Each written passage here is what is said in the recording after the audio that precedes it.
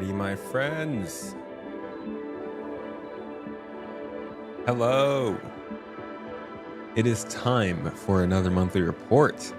It's the end of the month, or rather, I guess it's the beginning of the month. And that means that last month there was plenty of development that occurred in Star Citizen over the weeks and days. So today we're going to review all of it in good old-fashioned tomato detail, which means probably a bunch of tangents and getting off track. But it also means, hopefully, some interesting foresight on what's coming up next in Star Citizen. Features, ships, and more. As I've been doing, I'm going to go ahead and go through this whole thing. I will skip the ship section because we're going to do that as its own entity. I might actually do that tomorrow on stream. We'll have to see about that. Maybe we'll do it today. I don't know. Right now I am live with supporters. Hello to Zero, good to see you in chat, dude. And we do this once a month for our potatoes, our top supporters, just as a little thank you. Usually it's like chilling and working on videos and chatting and stuff, but today I wanted to do the monthly report. There's just so much going on right now in Star Citizen that I gotta keep up with covering the news. So we're going straight into the monthly report. As always, feel free to ask questions, post the chat. We'll get off topic, we'll get distracted, we'll do all the things. Mainly though, it's good vibes. I got my tea here. I don't even know what kind of tea it is, but I've got it. Let's start out with AI content. June saw AI content meeting with the... Sorry, the music was super loud. Glad I noticed that. June saw AI content meeting with the directors and combat AI team to keep pushing the development of the updated combatant wildline script. This new line set covers both FPS and dogfighting NPCs and provides a much needed update to the enemies players have been fighting for years. Wildlines are nice. I get really tired of hearing the NPCs say the same thing over and over and over again, especially when I'm not hiding from them. They always accuse me of hiding. I'm looking for them. I'm not hiding. See me. The team is currently looking into leveraging dynamic conversations while keeping the line sets concise enough to potentially offer gang-specific voice packs. However, conversations and prototyping are required before they can begin capturing this content. Usually that means it's on the AI tech team down here or the AI game intelligence team. Content is the ones, you know, they're like, we want to do this thing, and then they tell these people down here, we want to do this thing, and then they work on the tech and we hear about it. So this is still a little ways out, but gang-specific voice packs, that's nice. I mean, dynamic conversations that have to do with the actual people being conversed is something that I really look forward to. Outside of combat, the team updated civilian behaviors to utilize additional lines that haven't been used yet and to make them feel more reactive in more environments. Finally, AI tech supported the integration of new mission providers into upcoming tech.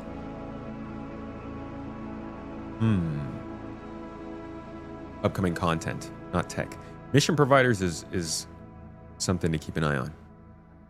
The way that Star Citizen wants to move forward with mission givers is a little up in the air right now. I think we're getting very close to seeing some of their first true implementations, though. I think it's going to be a mix of what we see from Wicklow, Gilly in the new combat missions, and like a little bit of maybe Ruto or somebody like that. I think it's going to be somebody who's giving us a lot of relatively generic missions, but they are wrapped in more narrative, and they will be our point of contact for a faction. As opposed to before, when they first introduced mission givers like Miles Eckhart and Tisha Pacheco, these were people that they wanted to have like completely custom-made storylines with big narrative twists and kind of cinematic playthroughs. They might still do that with a few select mission givers, but at least as of right now, the model that it looks like they're working on is something a lot more packaged for the game.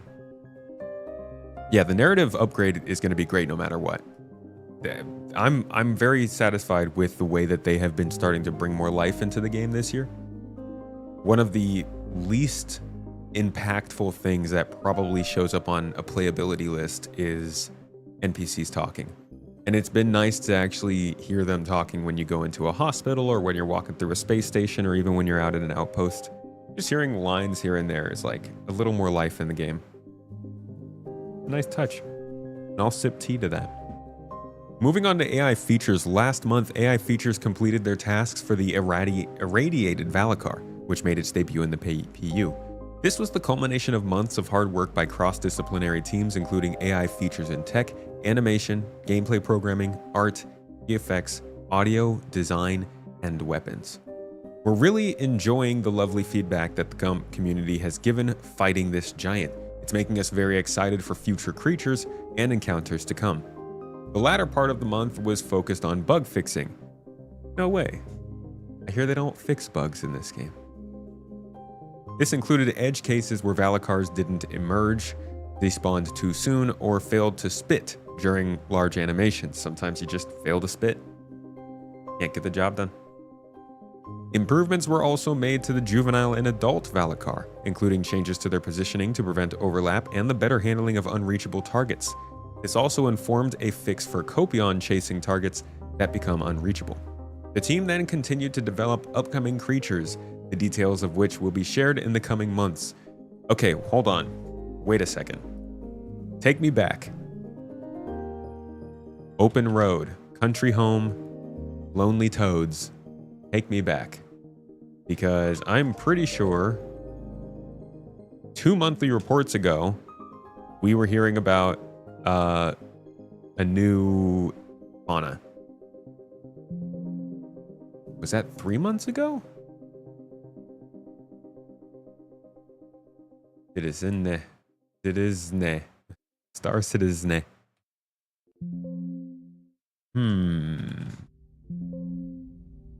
No way. I swear. I am not crazy, guys. I know we heard about a fauna recently. It was from a different team. Hold on, I gotta try. Fauna? No. Animal? No. Cow? All right, I guess I am crazy.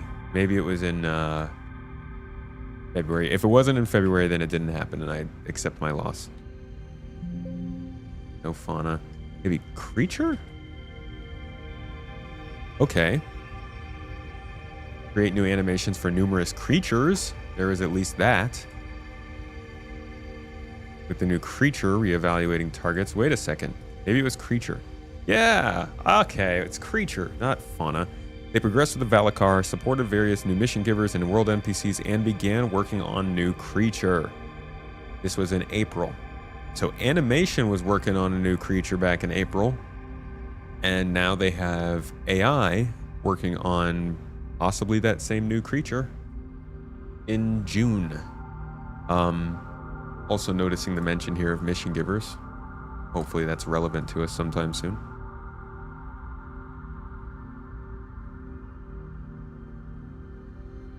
Major and minor bugs were fixed for human combat alongside additional behavior work. This included aiming improvements to consider what part of the enemy is visible.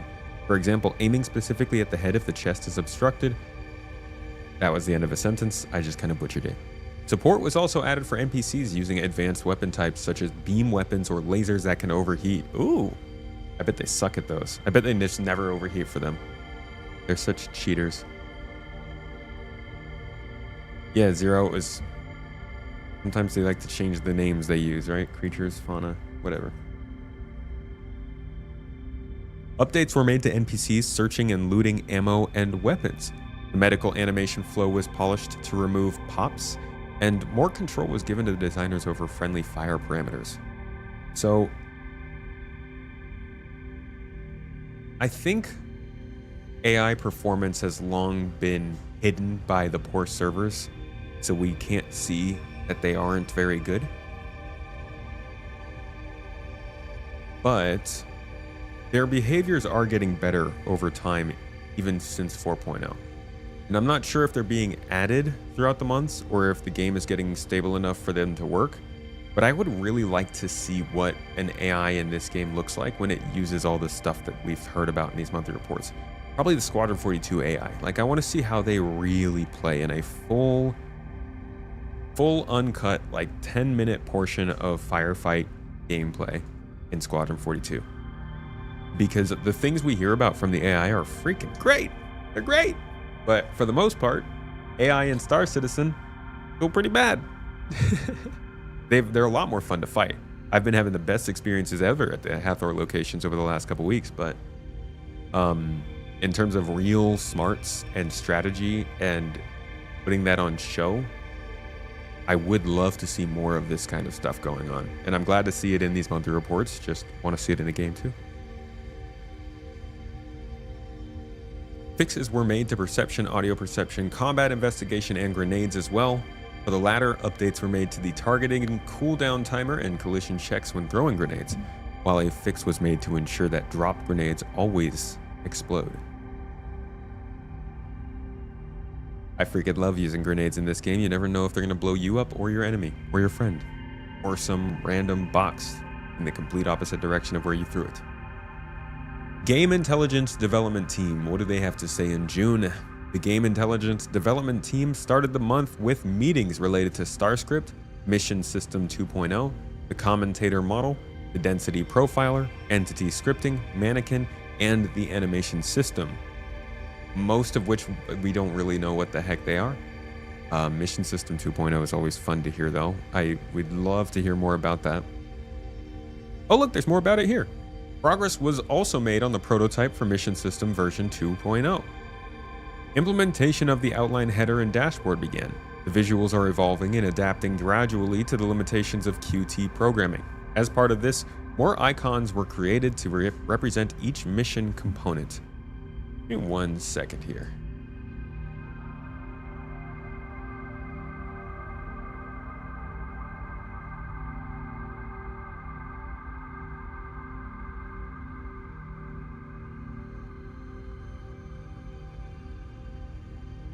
I actually have a thread with ChatGPT where we archive every monthly report and go over them in detail. So anytime I want to find out some information about something, you can see here, I was asking about narrative.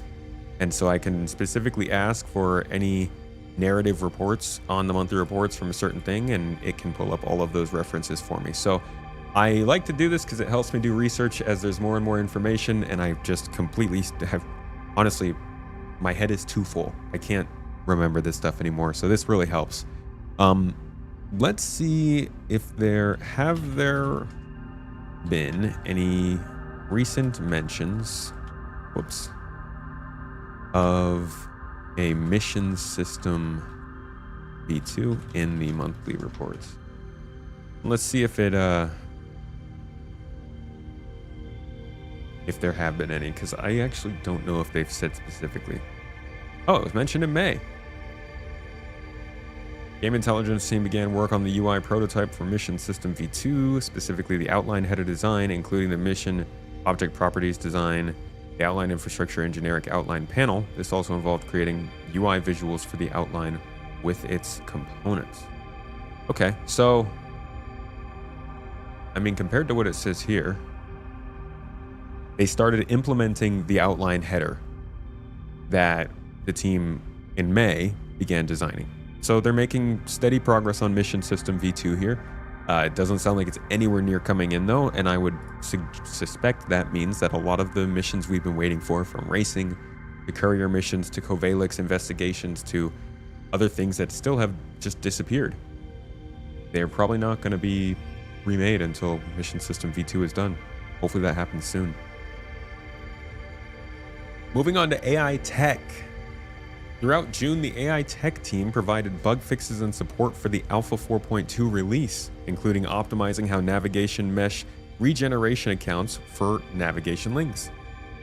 Since last year, the island calculation, which is a way to determine which areas are reachable from the perspective of an NPC, was split into chunks for use by the planetary nav mesh. Related bugs were investigated that caused some NPCs to not be able to find a path from an individual zone to planetary terrain. They also massively optimized the searching of nav mesh around a point. All of these things are focused on making sure that AI can more freely roam planets and moons and just places, you know, walking around Maybe if they wanted to start staging broken down ground vehicles or crashed derelict ships with survivors that you have to go pick up, they need to start to make sure the AI can actually roam around those areas on a planet that's been generated with millions of square kilometers that they can't possibly test every square that actually works. You know, you can't play test all of this. I mean, maybe you can. Maybe there's a simulation that does it. But at the end of the day, we're kind of testing it for the most part, and they need to make sure that the NPCs can do all this stuff procedurally. So a lot of this is just about making sure that they don't have to find every single spot an NPC can fall. They can just make it so that NPCs know how to handle these planets. That's at least my armchair guess. AI tech converted the internal data structure that points at exclusion volumes or cost modifiers into AABB tree. It's AABB tree to quickly access and exclude unnecessary elements from the queries. I don't know what that means. They then increase the radius used by NPCs to generate nav mesh on planets to provide a better Valakar fight experience. For example, each variant of the creature needs to be able to move large distances around the world, with the recent amends providing improved generation granularity. So there's another thing to think about. NPCs also include fauna. They need to make sure all the animals can work correctly. When the Valakar is not actually being attacked, it would be cool if it was still roaming around the planet, like you could spawn it on accident just by driving around. But yeah, the roving Valakar is an interesting... I don't know if this means it'll be traveling on its own. Would love that. But we'll have to keep an eye on that. Being able to move large distances around the world kind of adds to the idea of monster hunting and tracking, which could really make that part of the game more interesting. A way to mark up brushes, geometries that aren't entities, was implemented to ensure they aren't walkable for NPCs. This was necessary to avoid the use of unnecessary navigation exclusion volumes when artists want to prevent NPCs from walking over specific objects. Ongoing work continued to update 3D pathfinding to use the new voxelizer approach. Alongside this, the team now has full support for quantum boosting energy usage to efficiently use speeds when flying in space. Okay. So that means that AI are starting to become aware of quantum boosting and how it works and how much power they have to do it, is what it sounds like, which is already further ahead than AI have been when it comes to normal quantum jumping for the last 8 years. For StarScript, the export as image functionality now supports exporting multiple graphs at the same time. Numerous other features progressed that will eventually be used directly in StarScript 2. In other work, the ability for NPCs to react to radar pings was added. Now they will either consider a ping as a disturbance to investigate or an active event to bring them into combat. This is the whole idea that you can ping while you're in FPS radar and scanning, and that will show you where other people are, but that ping will also tell them where you are. The whole sonar battling mechanic. And this is good to see, because we've seen plenty of radar and scanning going on in the gameplay, the core gameplay sections, but to hear this stuff work its way into the AI section means that they are truly starting to incorporate it into the game and what it might mean to play beside it. It's a good sign for these features to come ahead, but I gotta say, we're in July and we still haven't seen it in the EPTU, so I don't know when the heckers it's coming. Ooh, good tea. Finally, for AI tech, fixes for NPCs driving vehicles were added, which is a feature the team hoped to add to the PU at some point. NPCs driving vehicles. Dude, that is a feature. Oh my gosh, that could be so helpful. Toes. Yo, get these scubbing. That would be incredible, because we could start to see. I mean, you guys have seen how they're doing the outposts in the game now, right? They're like 50 kilometers away from each other. All they have to do is make convoys driven by NPCs between those two places. And we can have escort missions, we could have bombing missions, we could have stop and disable missions, all kinds of stuff to track down those targets or defend them. And then they can throw in dynamic weather, so we have to get out of our spaceship to do it. Like, a lot of this stuff could be brought together if they manage to. I hope they do. NPCs driving will be great, but Also, with all the rocks on planets, they might struggle more than we do. We'll see.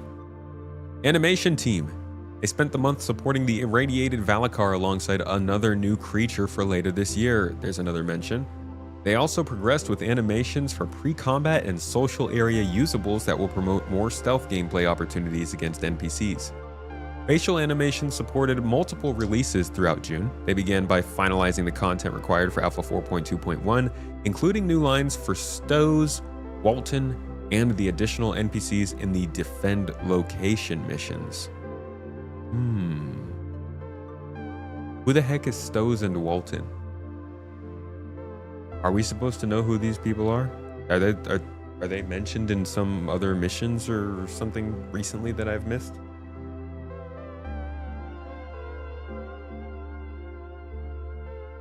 I don't know Stows and Walton. Also, additional NPCs that defend location missions is good. I think I saw something about those missions getting improved. The bunker missions, I believe. Walton is the guy you get during the missions in 4.2. Oh, I see. Who's Stows? Walton does the mercenary missions. Ah, gotcha. I guess Stows must be maybe Gilly or somebody. I don't know. They then worked alongside the narrative and mocap teams to capture new mission giver content for Alpha 4.3 and 4.3.1. The team are currently processing the recorded content as the release dates approach. Dude, they're still working seemingly on quarter-long sprints for each update. I wonder if they have every update split out for specific teams. I know there are some teams that have to do work on each update, but I'm wondering if they are splitting up into like 3 separate sprints. And so every quarter they're all working on something and they all hit their delivery dates. And then the next quarter they start over. Because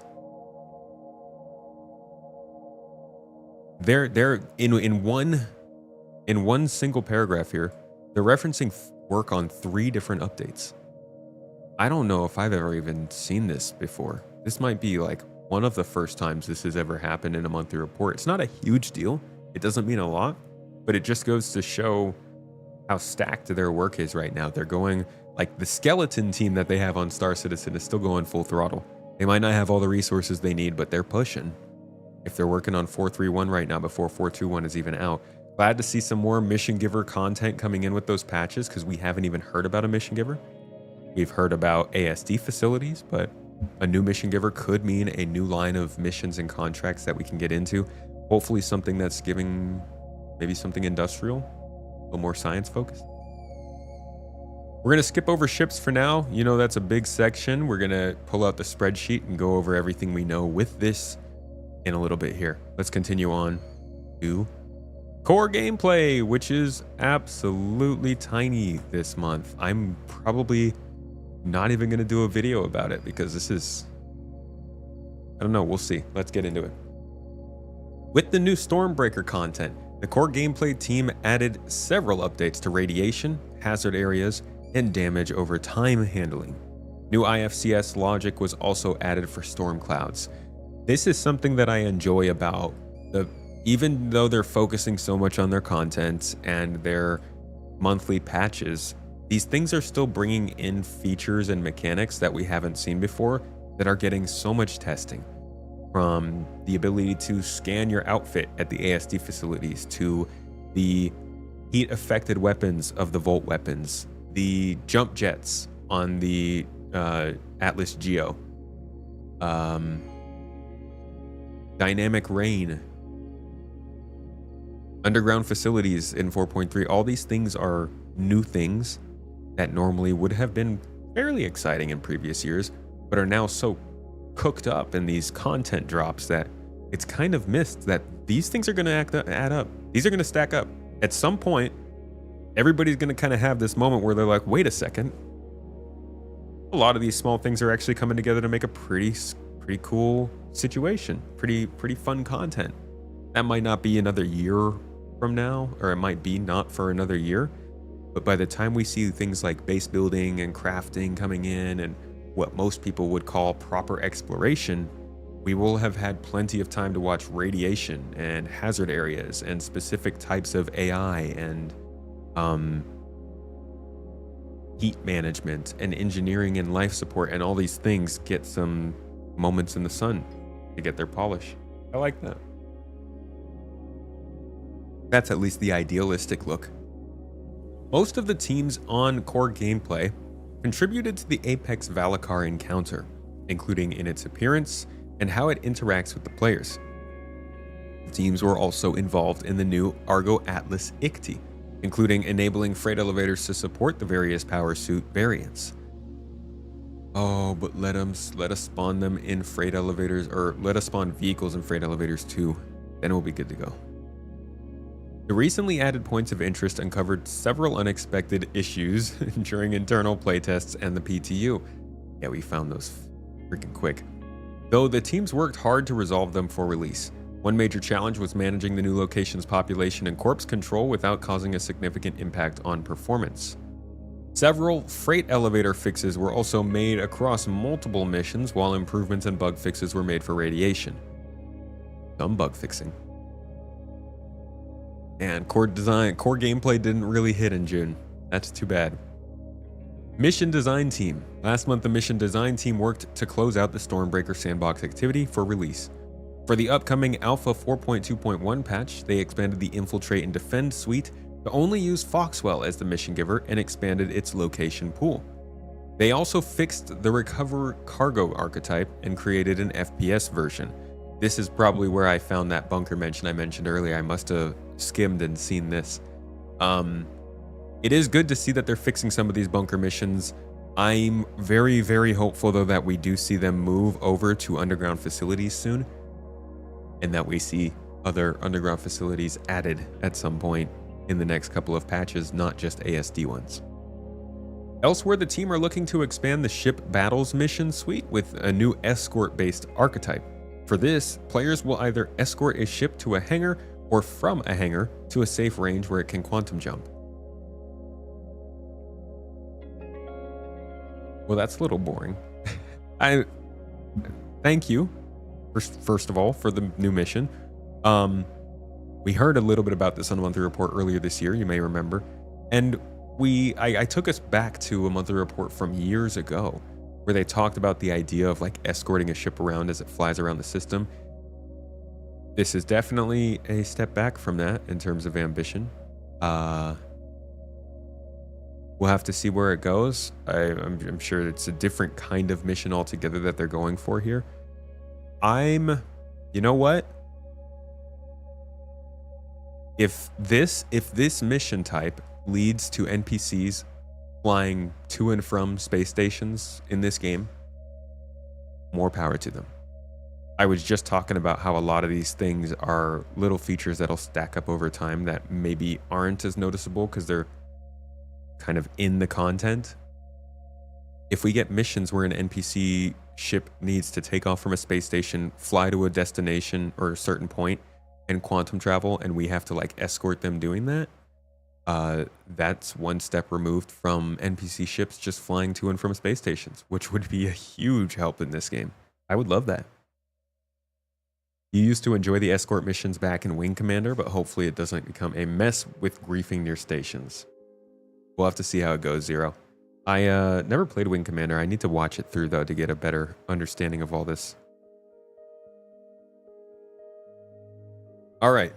Work then continued on content for upcoming patches, including moving generic contracts over to guilds and factions, which is needed for Reputation V2.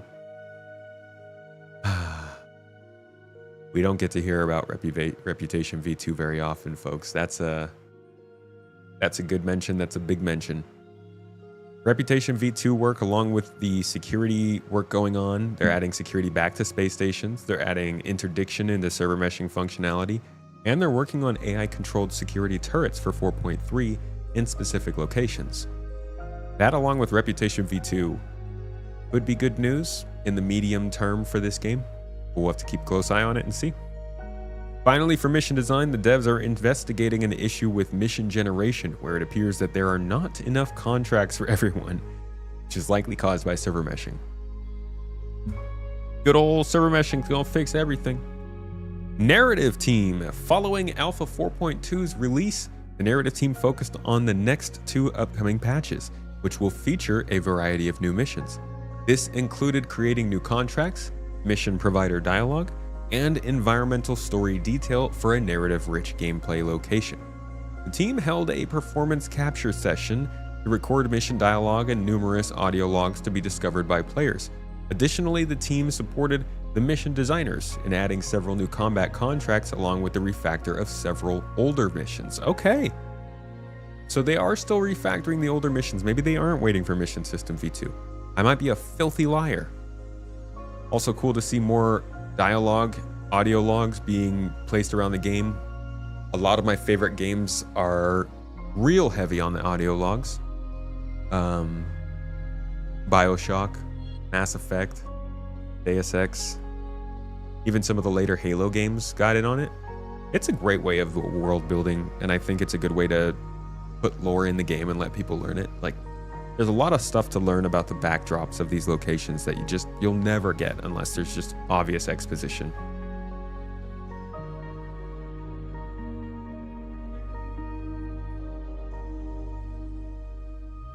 Continuing on, longer term, narrative has been solidifying the next major story arc as the mission content comes more into focus.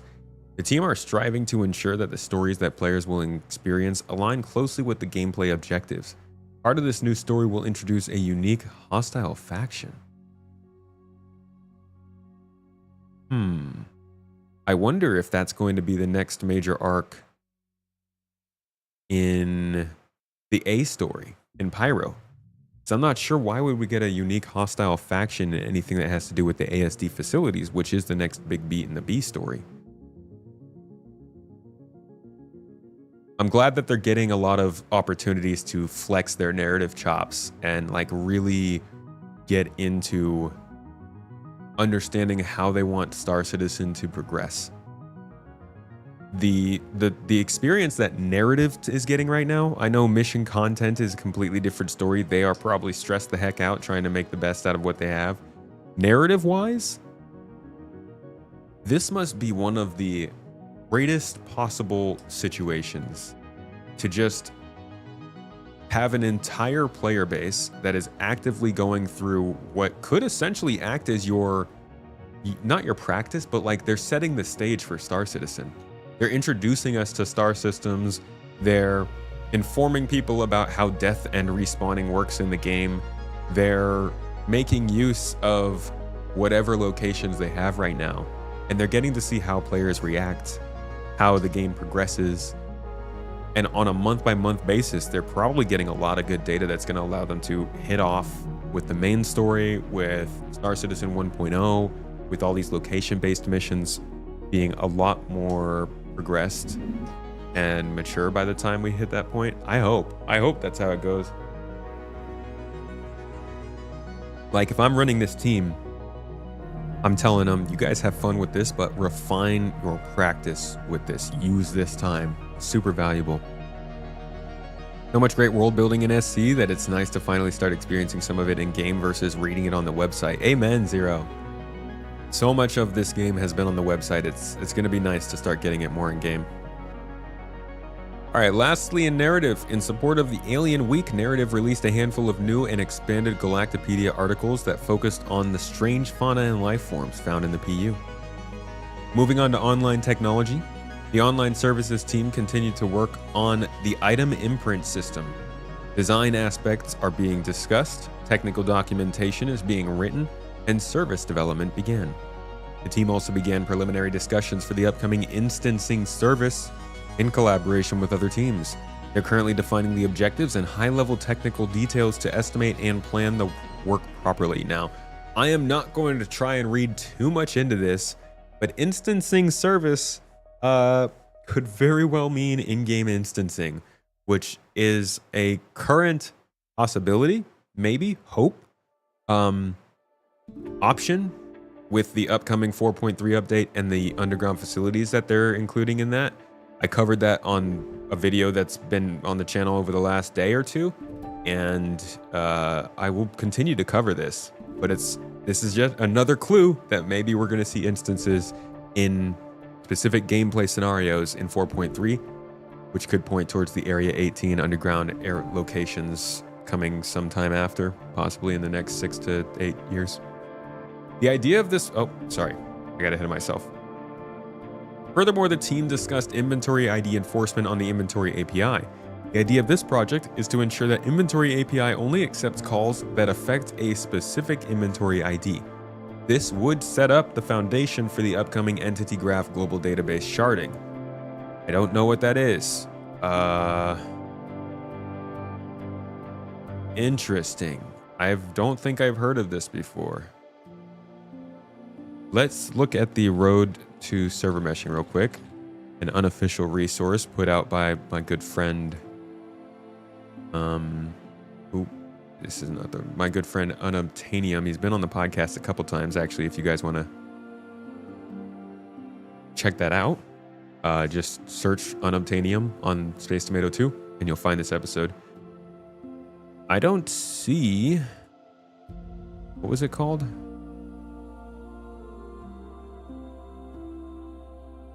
Entity Graph Global Database Sharding. Entity Zones, Entity Authority. Sharding the database. I don't really know where this fits in, but I would be interested in hearing if this is something we knew about before or not. This is a great resource, by the way, if you want to understand server meshing a little more. It has tons and tons of resources, sources, links, everything that you could need to look through it and finally dispute the claims that your friend is making that it's all just instancing anyways. I've gone over it so many times and I still can't do it. So best of luck to you guys. This stuff's weird to me. All right. The online technology team also worked on various improvements and bug fixes to provide a better experience for players. The live tools team reworked the filtering and sorting functionality of the moderation tool, significantly enhancing the overall user experience. They also addressed technical debt and introduced quality of life improvements such as quick access to various tools linked directly to game instances. In parallel, testing began for the new Montreal development MTL development infrastructure, which offloads machine learning, which offloads computational load from individual developer machines, making day-to-day work smoother and more efficient. Additionally, improvements continued to the crash handler, making it more reliable and less prone to errors. The network team focused on bug fixing and stability updates. Steady progress is currently being made towards dynamic server meshing, which is also crucial for the successful implementation of instancing.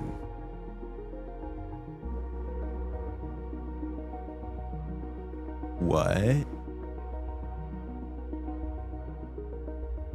I'm gonna need a crash course on that. That's interesting to hear. Steady progress is being made towards dynamic server meshing. That on its own is fantastic to hear. Although I wish we could get a little more information on that, maybe a Star Citizen Live. But this part, crucial for the successful implementation of instancing. Why would that be? Why would that be the case?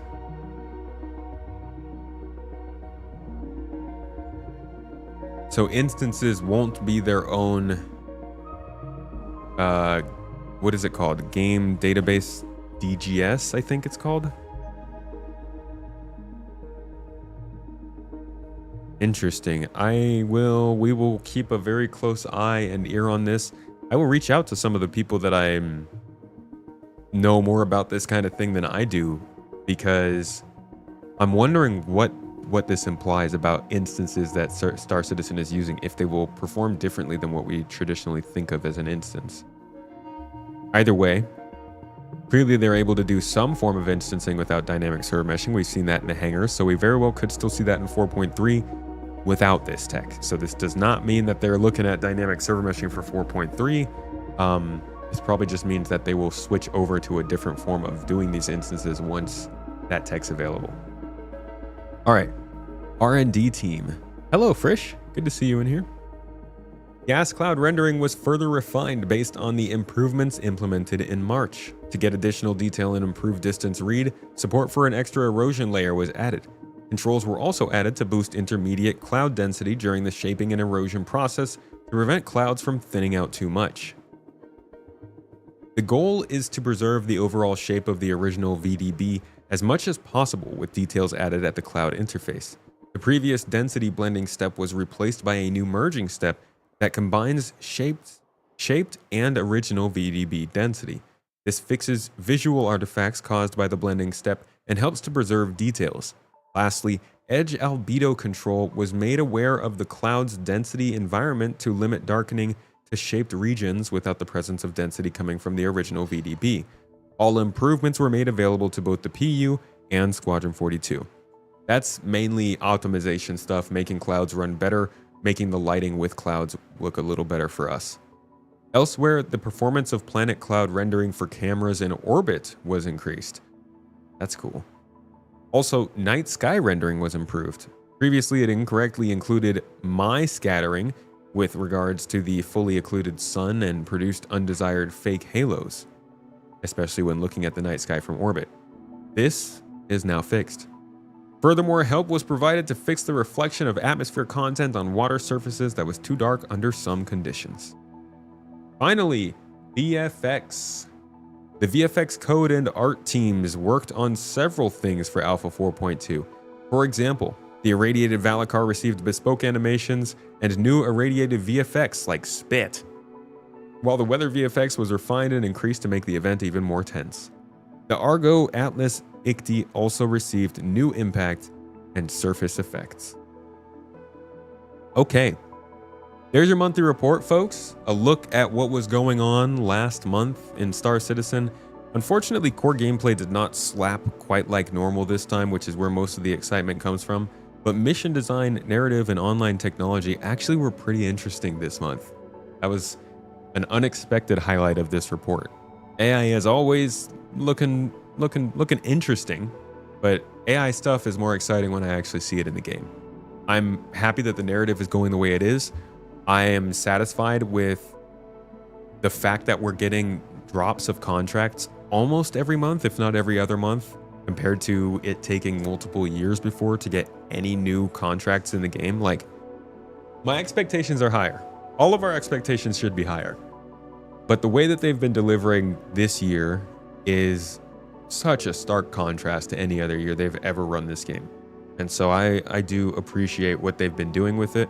There are definitely things that need to be fixed up, places that we gotta see patches applied, and features that need to be replaced. We're really hurting for some features. But overall, I think things are going fairly well. Either way, that's the monthly report. We're going to go ahead and get on to the ship section now. If you are watching this on Space Tomato 2, just check it. It'll literally be one of the, just click the channel. It'll probably pop up for you. This one should be interesting. See you over there.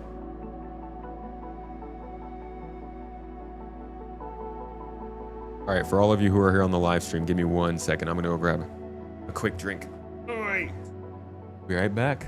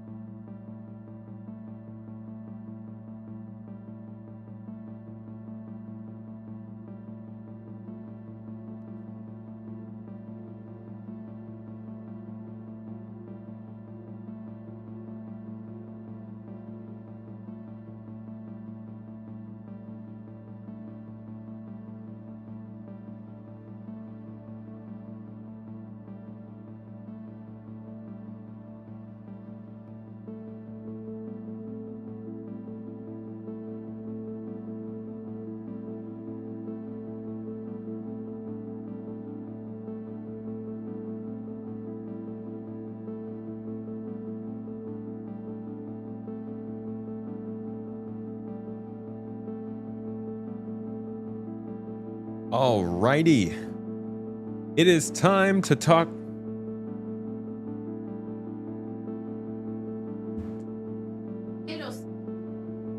Nobody said to shoot me.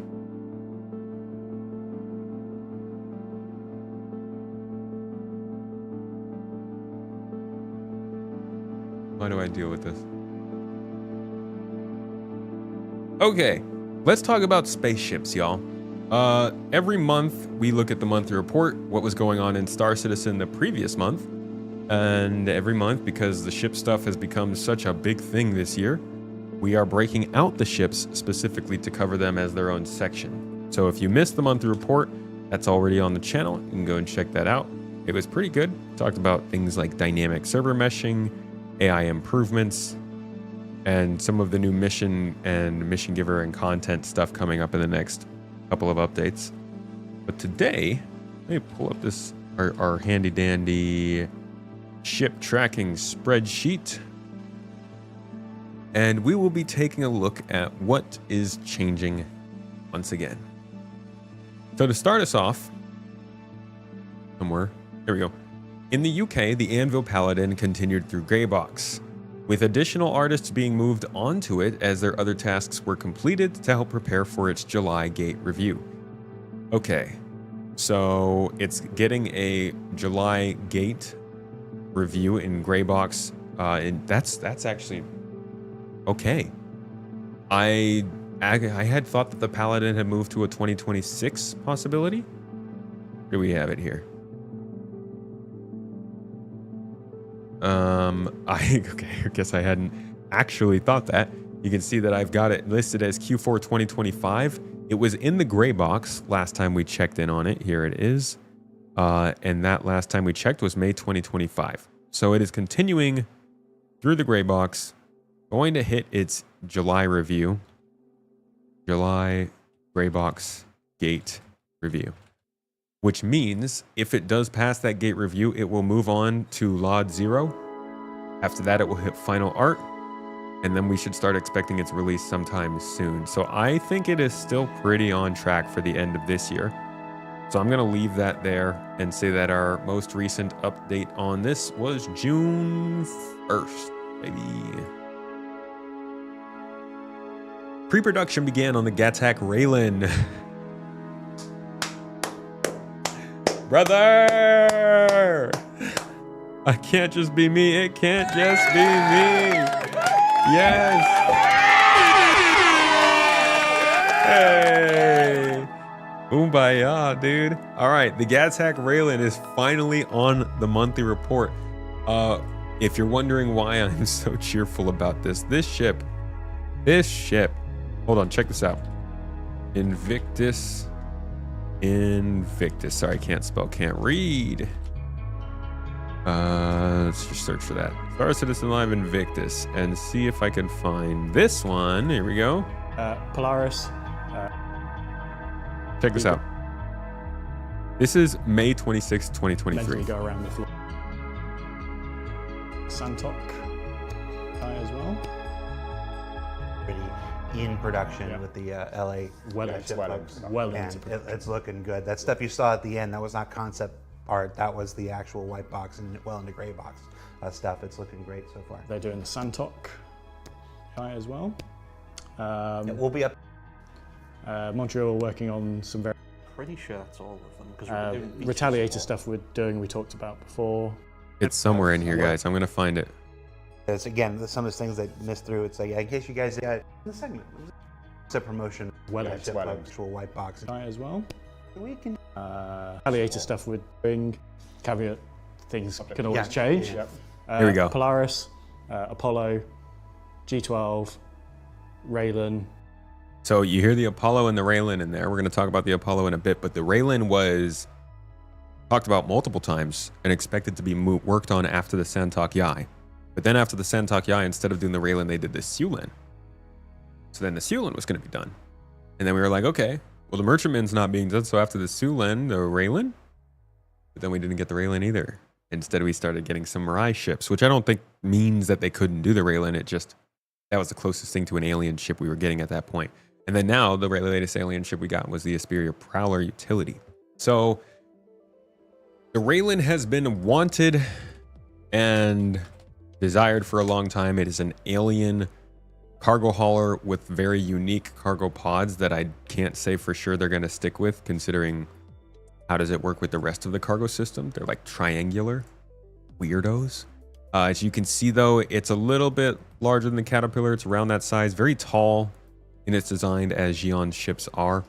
It's made partially for like it, dude. I mean, the design language of Xeon stuff is just absolutely gorgeous. The interior of this ship is one of the most beautiful things in any ship in this game. I'm genuinely in love with the Gattac design language. I don't like it in the Siulen, but I do like it here. So I hope that they kind of stick to this with the larger ships in mind. Very interested in seeing what they do with this ship. Like I said, it's a weird one. It's a cargo hauler with weird shaped pods. It's got a lot of hover tech and alien design language. So it's not going to be an easy one to put out. It's probably going to take a little while. So we'll keep that in mind as we put it down here for the first time. A first time addition to the spreadsheet, the Gattac Raylan, a new model, a cargo hauler, and what did they say they were doing with it?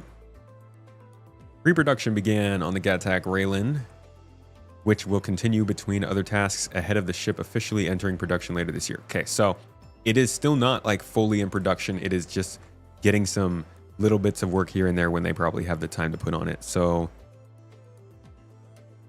sounds like we need a new category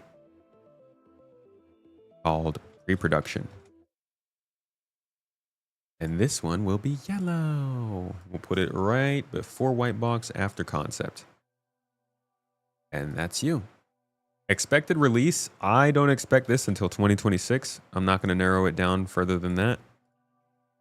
Alien cargo hauler with weirdly shaped butt cargo pods. Also, beautiful design language. Entering production later this year, entering full production. Last update is June 2025. Oh, that's confusing. Okay, so I'm putting updates as literally when the update is. Right, of course I am. That'd be June 3rd, July 25th. July 2025, good lord. First mention, also July 2025. Confidence on this in 2026? I'm going to say low. I don't care if it's going into pre-production right now. They dropped the ball on the Raylan a lot. So we'll see where it goes. Some of the team moved on to the Drake Ironclad, with some areas receiving layout alterations to improve traversal alongside refinement to the modular Drake kit. Sorry, that's going to call for at least one air horn. God, it's so loud. That's a big one. The Ironclad is a big one. As you can see, it's the only one here that's labeled in green. I'm not sure why. Probably just because the Lord demands it. Won't go away. Large boy, it's in white box. Last time we heard of it, they're still saying it's in white box, it looks like. Our expected release, I still have it at IAE 2025. I don't think so. If it's still in white box in July or in June,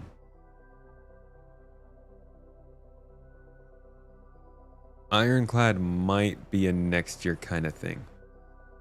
My confidence level on this has gone down. I'm going to call this medium low confidence at this point because they're cutting it close there. White box, oof, June.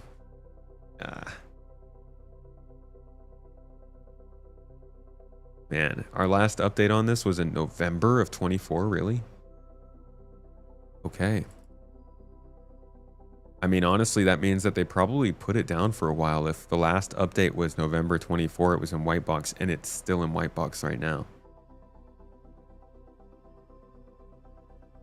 That's intense. Hold on a second. Let me double check.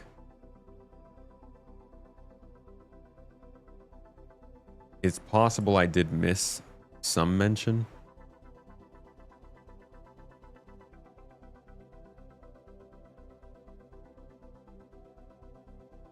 Has there been any mention of the Drake Ironclad in any monthly reports since November 2024? Let's see. Drake Ironclad was mentioned in May 2025. After a short pause to help close out Invictus Week, work resumed on the Ironclad with a focus on blocking out every room with the appropriate Drake kits. Huh. How did I miss that? So the last update should have been... It should have said June. I guess I had just missed it last month. My biggity bad. Okay. So they've just been working on white box stuff for a little while. If you want to know what the Ironclad looks like, because it is a very beloved ship, people freaking adore this ship. I'll give you a quick look.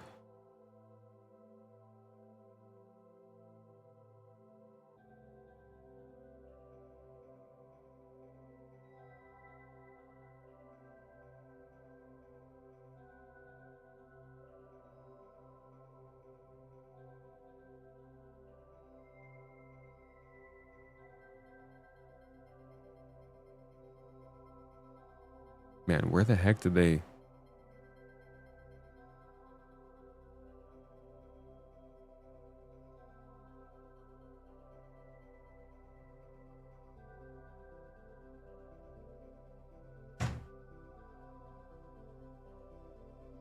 Alrighty. There we go.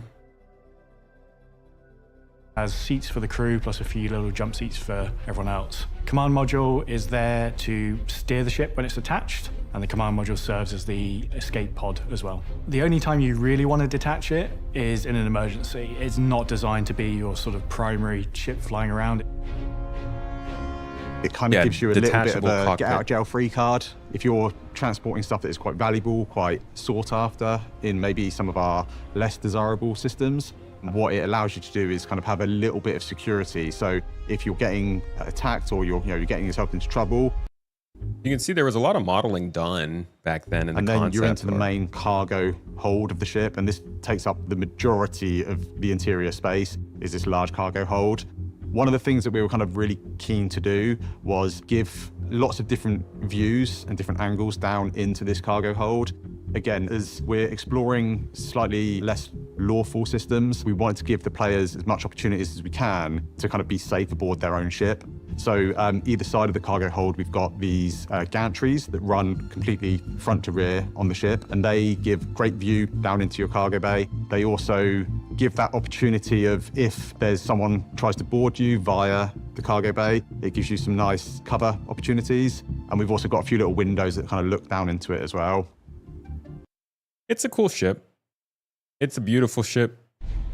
For Drake its Ironclad ugliness. is a 6-person multi-crew armored freighter. A large proportion of the ship is dedicated. It looks like it's going to be amazing for like org gameplay and operations and missions and stuff. Just getting real into the industrial gameplay of this game that will come someday, which is something that excites a lot of people. So this is a very sought after ship. It's a very anticipated ship. And I'm sure plenty of people will be happy to know that the work continues on the layout. Elsewhere, work progressed on 5, count them, 5 unannounced vehicles. Okay, how many do we have listed here? We have 1, 2, 3, 4, 5, 6 unannounced vehicles already listed. So any of these could be any of these, or we could be adding some new ones here. Let's see. 2 completed their white box phase and are now well into gray box with focus on details around the hull. Okay. So 2 completed white box and went into gray box. There's literally no way we could know if it's any of these 3 that were in white box, or if it's any of the ones that were in white box that I chose to change to gray box just because I saw something mentioned in a monthly report. These unannounced ships are complete wild cards. We could be entirely off on these, but we'll let's look at what they were saying here. So we have this white box one, which is progressing towards full production in April, progressing towards white box review in May. So this is probably gone into gray box. If they were going to white box review in May, I would assume this is one of the ones that has moved on. So completed white box, went into gray box, focusing on the detail around the hull. Let's go ahead and call this one in gray box and say went into gray box with detail on the hull in June 2025, and update this to say that we were updated on July 3rd. Confidence on it, still fairly low. It is unannounced. How could I know? All right, the other unannounced ship was also in white box, so it's one of these two.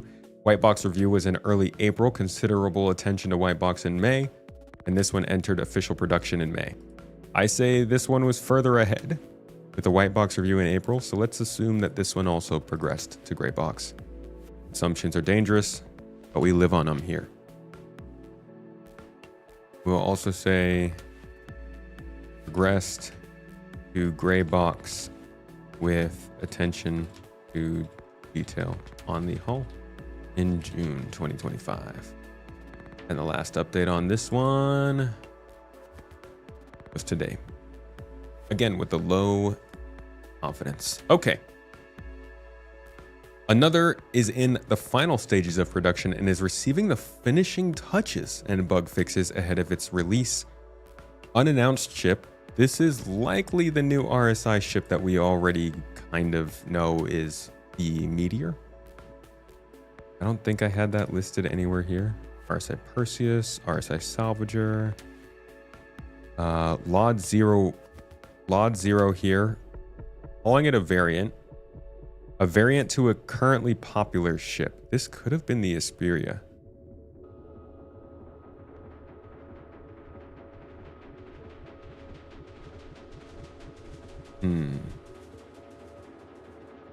So we missed something. This had to have been the Asperia Prowler utility. Passed its LOD review in May. A variant to a currently popular ship. I don't think this would have been the Mantis, or the Meteor. I think they would have mentioned that. Following the release of the Asperia Prowler utility, yeah. See, I think this is the Asperia Prowler utility.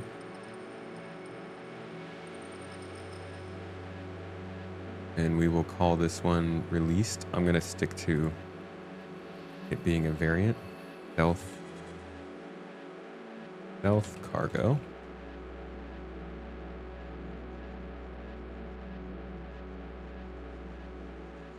Final update.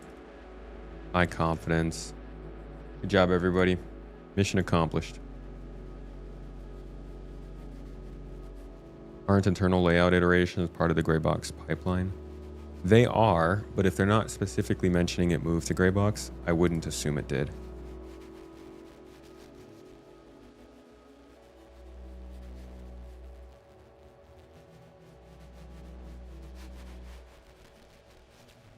Let's see, variant, gray box, approaching gray box review in March. Didn't get mentioned again, at least according to us. See, this is the crazy part about unannounced vehicles. It's hard to know. I mean, yeah, this must be the Meteor, or it must be the Meteor. It's not like there's another one. And if this was the Meteor, then that would explain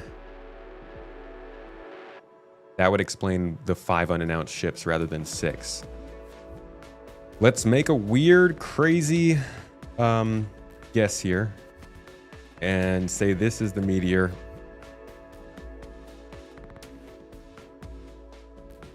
And say it is what, approaching release, finishing touches and final fixes ahead of its release. So it's release imminent. Expected release July of 2025.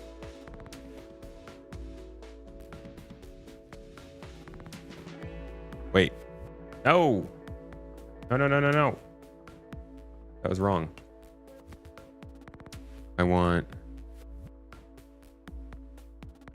this one. approaching gray box. Yeah. Okay. RSI. Meteor. Heavy strike fighter.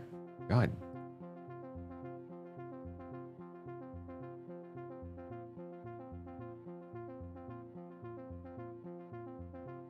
Release imminent. July 2025. Guessing is our polishing. Unannounced. Ship of June 2025. Last update would be July of 2025, and our confidence is going to be, I mean, the confidence that all of this is happening to the meteor is very high. I just don't know if this specific input that we're picking for it is the meteor. But we'll stick with it because it makes us feel better. All right. Another vehicle from a prominent manufacturer entered production and is currently approaching its white box review. That is a vehicle they're mentioning entering production. So we looked at this today.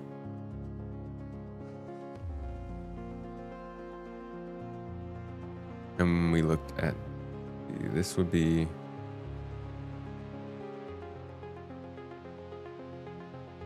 officially entered production in May. So there's a new unannounced ship.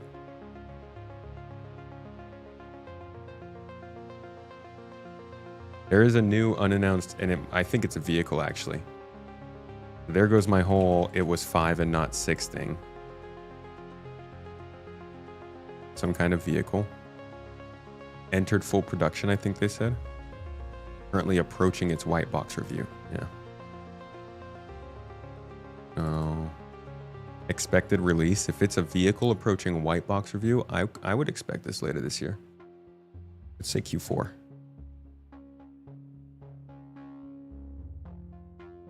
Approaching white box review after entering production in, oh my God.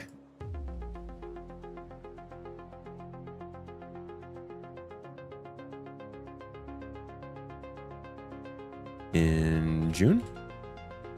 Hey, Lycos. What's up, man? Entered production, yeah. So it entered production and it's already finding its white box review. Actually, this could be a Q3. This could actually be a Q3 launch. That's a really, really fast turnaround. Last update, July 2025. First mention, July of 2025. Confidence, say medium. It's a vehicle. It's probably going to go pretty quick. A new variant also entered pre-production, which the team states may have the record for the fastest vehicle through the production pipeline. A new variant, huh?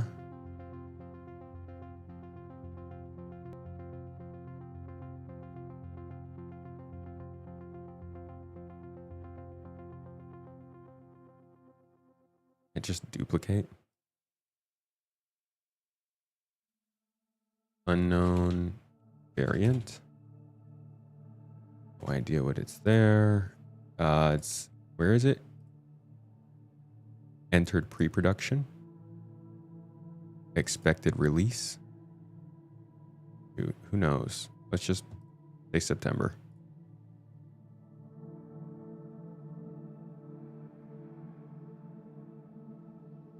And we're going to put this quote in there.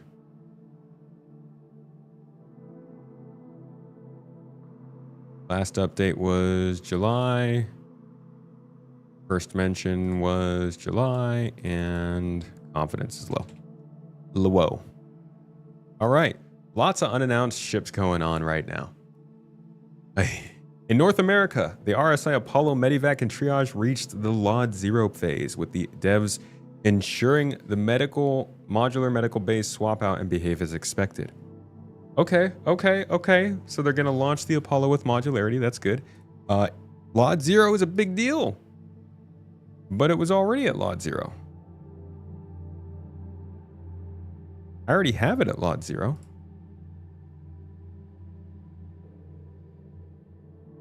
Is it going into its review? Did I miss that part? Reached the Lot 0 phase. The Apollo, Medivac, and Triage passed their gray box reviews with focus on ensuring the med beds. Okay, so I guess when they passed their gray box reviews, they just kind of sat there. Or they, yeah, and they reached their Lot 0, so they must be working through Lot 0. It's still exciting.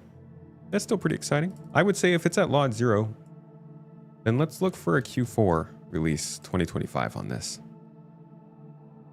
Last update will have been today. And our confidence is still medium on this one. The Apollo is a big deal. Honestly, I hope we get an Apollo variant that's less focused on medical.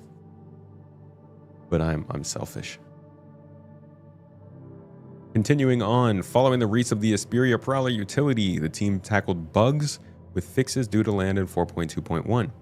The RSI Perseus approached its gray box gate review. As such, a lot of work was done to prepare anything that animates, such as the torpedo launchers for the downstream teams. Ooh, that's a big ship. Buddy, that's a big ship. New model, gray box, approaching gray box gate review in June 2025. Good for you, Perseus. This is going to be a fun ship to come across in the verse.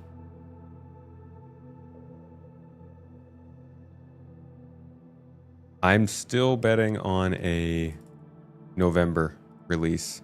Maybe Invictus Week, but I'm thinking, or sorry, maybe CitizenCon, but I'm thinking IAE.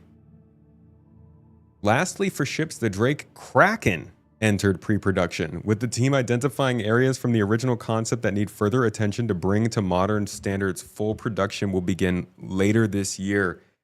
Get out of the fucking room. This is such a hype list of ships being worked on. We're adding the Kraken to this list? I can't believe that. I'm genuinely amazed. Literally a spacecraft carrier is being put on this list and is in pre-production. When would this release?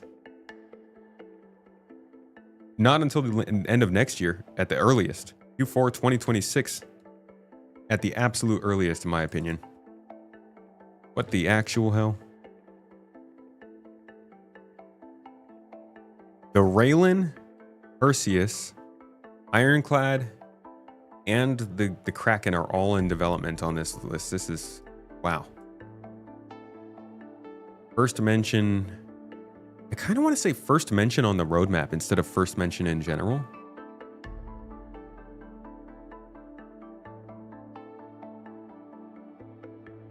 In which case this, I think go back here.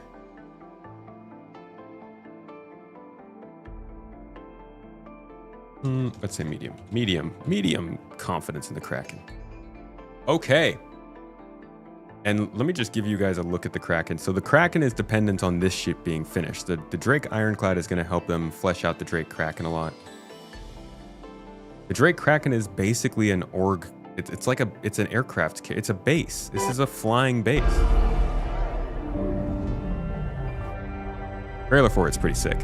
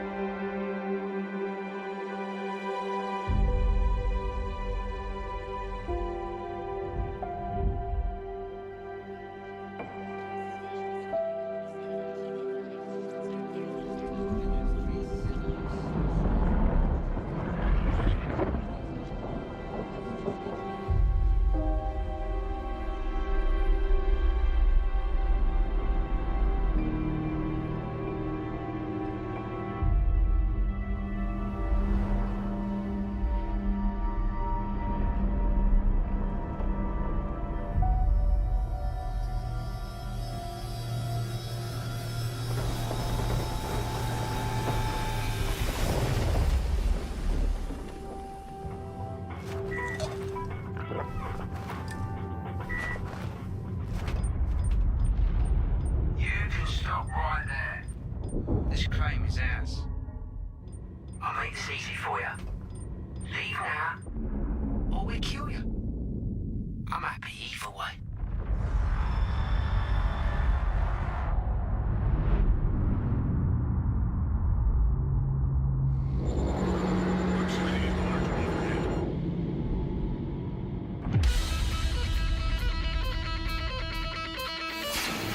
The time has come for something new. Something to change the game. When seeking fortunes at the fringes of civilization. See, this thing is literally it's a base. This is gonna, not only is this gonna be great for players, okay, but this is going to probably be one of the absolute best assets that they will have for pirate gangs, because they're gonna leave these things floating out in space and we'll be able to board them, attack them, infiltrate them.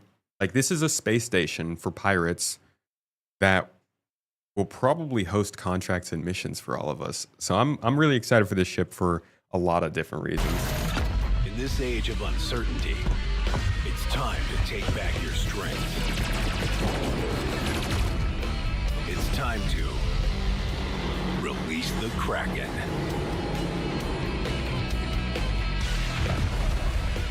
But this was also 2018 when they concepted this. The game has changed a lot, and we have seen how ships have changed around it since then. So, as they mentioned in this monthly report, it's going to need some further detail and attention on the original concept, and I'm sure it won't look quite exactly the same, but it'll mostly look how we hope. That is a look at the ships and what's been going on with them. I really need to organize this based on last edited, if I can. I gotta figure out how to do that. But today we saw 5. Oh, I guess I could just sort it like this. Here we go. So here's everything we saw updated today. The Anvil Paladin. Anvil Paladin got updated today. The RSI Meteor, an unknown variant, an unannounced vehicle, the Asperia Prowler utility, an unannounced ship, another unannounced ship, the RSI Apollo, the RSI Perseus, just mix those, the Drake Ironclad, the Drake Kraken, and the Gatak Raylan. That is a total of 10? 1, 2, 3, 4, 5, 6, 7, 8, 9, 10, 11, 12. 12 different things being reported on this year, or this month. We'll see where they go from here in the next update on current ships in development. Thanks for checking this out. Thanks for watching the monthly report, folks. Hope you learned something new. You leave any details for when you watch it yourself, don't want to spoil the fun. Geez, the Star Citizen Live is good, huh? I was planning on not doing that tomorrow, but I guess that's what we'll have to do. I'm going to see them anyways before it happens, but I'll probably keep the details out of my head so we can hear them actually. As long as they're showing this stuff and finally showing people it is being worked on. It's not like it's just never going to show up, but people will panic, you know? Anyways, thank you, Potatoes, top supporters who are helping to make this, keep this possible. Thank you guys for checking this out live if you did. Anybody who's watching after the fact, thank you for watching. Hope you enjoyed this look at the monthly report and everything that it includes. I will maybe have a video about these vehicles and ships next week or the week after, but I got quite a few things right now cooking in the pipeline in terms of videos. I got some Squadron 42 stuff, I got some new player stuff, I got some news. It's good times. So I appreciate you all being here. Hope you enjoyed this show. Hope you got some new information out of it. And I'll see y'all in the next one. Bye-bye.